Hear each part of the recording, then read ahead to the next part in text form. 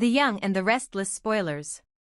For weeks, the corridors of the Los Angeles hospital had been drowned in the quiet rhythm of machines. Each beeping monitor was a pulse of hope, each hiss of the respirator a reminder that life hung by the thinnest thread. But on that morning, when the first sliver of light cut across the sterile floor, something changed. Sharon Newman was sitting where she always sat, half asleep, fingers tangled in the edge of Noah's blanket, when the sound shifted. The steady mechanical hum faltered, and then, slowly, his fingers moved. At first, she thought it was another reflex. But then his hand tightened around hers. Her breath caught. "Nick," she whispered. "Nick, come here. He's waking up." Nick turned, disbelief written across his face. "What?" He rushed forward, eyes darting between the monitors and his son's face. And then they saw it, Noah's eyelids fluttering, his breathing changing rhythm. His lips parted as if trying to speak. Sharon's heart pounded. For a moment, the room was pure silence except for the sound of her own breath. "Noah," she whispered. "Can you hear me?" It took effort, but his eyes opened. Blue, dazed, struggling to focus. For weeks they had been closed, unresponsive, and now they were full of life and confusion all at once. The doctor and nurses flooded the room, voices blending into a blur of instructions, but Sharon didn't move. She couldn't. Her son was alive. The doctor's tone was cautious, professional. "He's responsive, but we need to be careful. He's been under induced sedation for a long time. His mind and body will need time to recover." But Sharon barely heard him. She was already leaning forward, tears streaming down her face. "You're safe," she kept whispering. "You're safe now." Nick stood behind her, fists clenched, fighting the instinct to demand answers. He wanted to shout, to ask who did this, why, what Noah remembered. But the doctor cut him off before he could speak. "Mr. Newman, please, we need to take it slow. He shouldn't be overwhelmed." But the restraint didn't last long. Because as Noah's focus returned, something darker flickered behind his eyes, recognition, then fear, then rage. His voice, weak but urgent, tore through the silence. It was him. The words startled everyone. Sharon froze. Nick stepped forward. "What did you say, son?" Noah's breathing quickened. "He pushed me," he said, his voice trembling. "A man, he was waiting. He said it was time for the Newmans to pay." The doctor tried to calm him, placing a hand on his shoulder. "Noah, please, don't strain yourself." But Noah's eyes blazed with sudden strength. "It was Tucker," he shouted, the name bursting out like a gunshot. The room fell silent. Nick's entire body went rigid. Sharon's tears stopped midstream. For a moment, all that existed was the echo of that name, Tucker McCall. The doctor looked bewildered, but Nick's face turned white with fury. "Tucker," he repeated, disbelief laced with venom. "You're sure?" Noah nodded, grimacing in pain. "I saw him. I saw his face. He was there, at the construction site in Los Angeles. He said this was just the beginning." Chaos erupted. The nurse ran to call security while Sharon tried to steady her son. "Noah, don't talk anymore," she begged. "You need to rest." But it was too late, the words were out, and they could never be taken back. Within an hour, the hospital room became a crime scene. Police officers filled the hallway, detectives whispering into radios, forensic technicians combing through security footage. A detective from the LAPD approached Nick with a notepad in hand. "We'll need a full statement from your son once he's medically cleared," he said. "You're saying he identified Tucker McCall as the assailant?" Nick nodded, jaw tight. "That's what he said. And I believe him." Sharon glanced toward the door, her mind spinning. Tucker McCall. A man who had long been entangled in the lives of the Newmans and Abbotts alike. He had played friend and foe in equal measure, his motives forever shifting like sand. But to attack Noah? To push him into the street and leave him for dead? That crossed into madness. Back in Genoa City, the news spread like wildfire. By the time Victor Newman received the call, he was already pacing his office, fury radiating off him in waves. That son of a, he didn't finish. Instead, he barked orders into the phone. I want surveillance pulled from every property Tucker McCall owns in California. Every plane, every car, every account. I want him found. Tucker's name had long been synonymous with power plays and manipulation, but this was different. This was personal. The Newmans had humiliated him before, cutting off his access to companies, blocking his takeovers, and shutting him out of the inner circles of power. Tucker had always smiled through the defeats, promising he'd move on.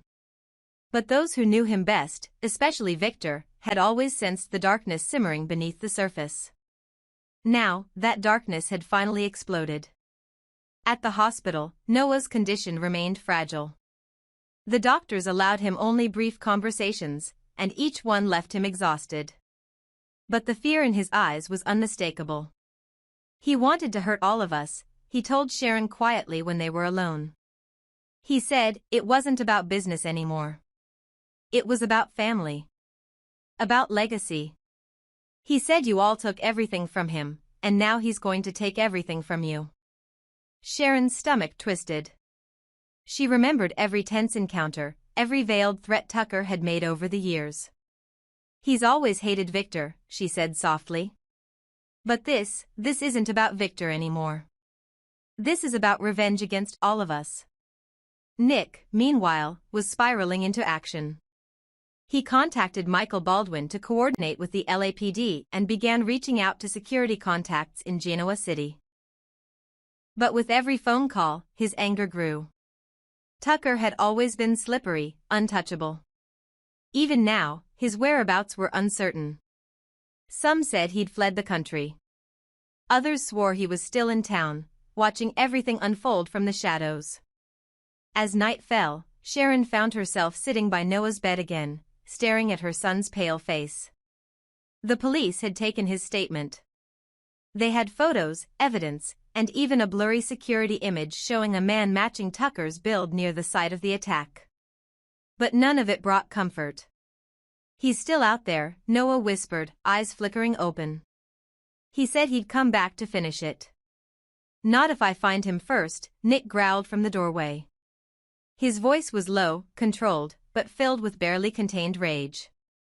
Sharon turned to him sharply. Don't, she warned. Let the police handle it. Nick shook his head. You think I'm going to sit here while that psychopath walks free? He tried to kill my son. You think Tucker wants justice? Sharon snapped. He wants chaos. If you go after him, that's exactly what he gets. But Nick was already halfway out the door. Then he'll get it from me. Back in Genoa City, Tucker sat alone in his penthouse, a glass of scotch in his hand and a faint smile playing on his lips. The television in the background showed the latest news bulletin, Noah Newman awakens, names attacker in shocking twist. Tucker watched the footage of Victor storming out of Newman Enterprises, reporters shouting questions, Nick arriving in Los Angeles with security detail. He chuckled softly. Always so predictable, he murmured. He turned off the TV and stared at the photograph on the table, an old family photo, faded and creased, showing him standing beside Ashley Abbott. The edges were burned, the center torn.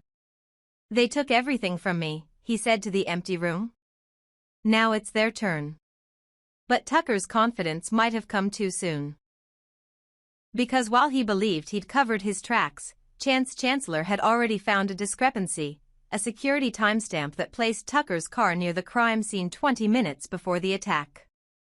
It was enough to issue a warrant, and within hours, the hunt was on.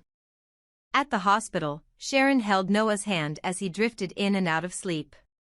It's over now, she whispered, though she didn't believe it.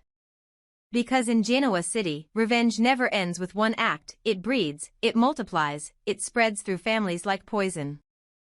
And somewhere, deep down, Sharon couldn't shake the feeling that this wasn't just about Tucker's vendetta.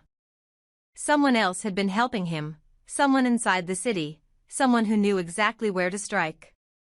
For now, though, all she could do was wait, for justice, for safety, and for the moment when Noah would open his eyes again and tell them the rest of the story. Because if Tucker McCall really had declared war on the Newmans, the next battle was only just beginning. When the announcement came that Roger had officially taken over the role of Tucker McCall, fans of the young and the restless were divided. Some were cautious, others thrilled, but all of them knew one thing: Tucker's story was far from over. His reintroduction to Genoa City had been teased for months, with cryptic mentions, mysterious phone calls, and shadowy appearances that left audiences guessing whether he was truly alive or just another ghost in the ever-expanding Newman and Abbott family wars.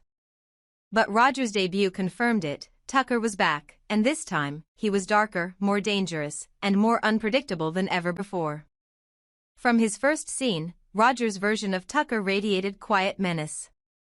Gone was the smooth-talking businessman who masked manipulation with charm. In his place stood a man hollowed out by obsession, guilt, and revenge. He moved like someone carrying the weight of 1,000 regrets, each one sharpened into a weapon. And yet, beneath the steel and the fury, there was something deeply human, a sense of loss, a flicker of vulnerability, the kind that made his crimes all the more haunting. The producers knew exactly what they were doing when they recast the role. Tucker wasn't just another villain. He was a tragedy in motion. Behind the scenes, rumors swirled that Roger had pushed hard to give Tucker more complexity, to make his violence and cruelty stem from something broken, not just evil. The writers seemed to listen. Slowly, through fragments of dialogue and flashbacks, the layers began to form. Tucker wasn't simply the man who tried to kill Noah Newman, he was a man who believed that betrayal had destroyed everything he once loved. He'd been cheated, humiliated, discarded by people he trusted most, and among those betrayals, none cut deeper than what happened with Audra Charles. Years ago, before the lies, before the chaos, Tucker had been the one who discovered Audra. He saw her potential long before Genoa City did. When she was still a rising strategist with ambition sharper than reason, Tucker took her under his wing. Their partnership was volatile but magnetic. He mentored her, challenged her, and, in his own twisted way, protected her. Some said he saw her as a daughter, others whispered that their connection ran deeper, something almost romantic but never spoken aloud. Whatever it was, their bond was unbreakable, until it wasn't. Audra had eventually turned on him, aligning herself with Victor and the Newmans when she realized that Tucker's empire was built on deception. She believed she was freeing herself from his shadow, but Tucker saw it as betrayal. When she walked away, taking pieces of his business with her, he didn't just lose a protégé, he lost the last person who made him feel human. The betrayal festered. It transformed him. When he resurfaced months later, something in him had snapped. He'd been watching, waiting, and plotting. Not just to hurt the Newmans but to make them feel the same despair that had once hollowed him out. The attack on Noah wasn't random. It was calculated. Noah, in Tucker's eyes, represented everything he had lost: youth, legacy, and belonging. Noah had what Tucker believed was stolen from him: a family that forgave, a life with purpose, love that endured. In Tucker's fractured mind, destroying Noah wasn't about killing an enemy. It was about proving a point. "You can't protect what isn't real," he muttered in one of his darker moments, the line that would later echo across the show as his descent deepened. But here's where it became complicated, because despite everything, Tucker still loved Audra. In his own twisted, possessive way, he saw himself as her protector. When she fell from grace in Genoa City, her career in ruins, her name dragged through the mud, Tucker was furious. Not at her, but at the world that had used her and thrown her away. He started making calls, manipulating contracts, pulling strings behind the scenes to make sure she stayed afloat. No one ever traced it back to him, but every time she found herself cornered, an unexpected lifeline appeared. She thought it was luck. It wasn't. It was Tucker, still keeping his promise, to protect her, even from the distance of his own exile. So when news broke that Tucker was the man behind Noah's attempted murder, the shockwaves hit Audra harder than anyone. To everyone else, it was just another chapter in the Newman-McCall feud. To her, it was personal. She knew the man behind the monster. She knew his pain. And for the first time, she was forced to confront a truth she had long avoided, that she had created the very darkness she now feared. "He wouldn't have become this without me," she whispered to Sally one night, her eyes distant. "He loved me enough to destroy himself. And now he's destroying everyone else." But even as the police built their case and the Newmans demanded justice, cracks began to appear in the narrative. Sharon's maternal instincts told her there was more to the story. Noah said Tucker pushed him, she told Nick, but what if Tucker wasn't acting alone? What if someone used him? The question hung in the air like smoke. Because for all his sins, Tucker wasn't sloppy. He was too methodical, too precise. For him to risk everything so openly didn't make sense, unless he had been provoked, or worse, manipulated. Meanwhile, Roger's portrayal of Tucker deepened with every scene. In a stunning episode set in his penthouse after the accusation, he sat alone in the dark, surrounded by photographs, Audra at her first press conference, Noah laughing with his family, Ashley Abbott smiling once upon a time. He poured a drink and spoke to the empty room. "They think I did this because I hate them," he said quietly. "But hate isn't what drives me. It's love, twisted, wasted love. That's what they never understand." His performance was chilling in its quiet intensity, a man unraveling not with rage but with heartbreak. Audra's confrontation with Tucker became one of the show's most explosive scenes of the year. She burst into his apartment, tears and fury blending in her voice. "You were supposed to protect me," she shouted. "Not become the monster everyone warned me about." Tucker didn't flinch. "I did protect you," he said. "Every time they tried to destroy you, I made sure they failed. Every step you took away from me, I cleared the path so you wouldn't trip." Audra's voice broke. "You tried to kill Noah. You nearly destroyed everything." Tucker stepped closer, his expression unreadable. "No, Audra. I destroyed myself a long time ago. You just helped me finish the job." In that moment, the story shifted from a simple revenge plot to something far more tragic, a love story poisoned by betrayal and obsession. Tucker's crimes became inseparable from his need for connection, his desperate attempts to hold on to the people who kept abandoning him. And Roger played it with such haunting restraint that fans began to wonder whether Tucker was truly evil, or simply beyond saving. Still, the producer's decision not to shield Tucker's character from consequence was bold. In an industry where villains often get redemption arcs, Y&R doubled down on realism. Tucker's choices had consequences, both legal and emotional. As the investigation deepened, new evidence suggested he wasn't working alone. The blurred security footage from the night of Noah's attack revealed two figures, one matching Tucker's frame and another smaller, unidentifiable. The mystery only grew, hinting that the man who once protected Audra might now be protecting someone else. For now, though, the image of Tucker, haunted, hollow, yet still fiercely protective of the woman he once mentored, defined this era of the young and the restless.